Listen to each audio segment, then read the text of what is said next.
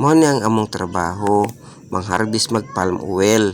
Unya bisan og gamay mig sweldo, malipayon mi nga nagtrabaho. Among ipasigarbo ang among trabaho bisan og gamay mig sweldo. At least wala mi tao nga gargabyado. Bisag kapoy ang among trabaho, malipayon mi ug wala na mo atake ang katungod sa ubang tao ug wala mi nangargabyado. Ang importante na may ipalit og bugas bisag hago among trabaho, na may palit og bugas, sudan ug baka pa-eskwela mi sa among mga estudyante.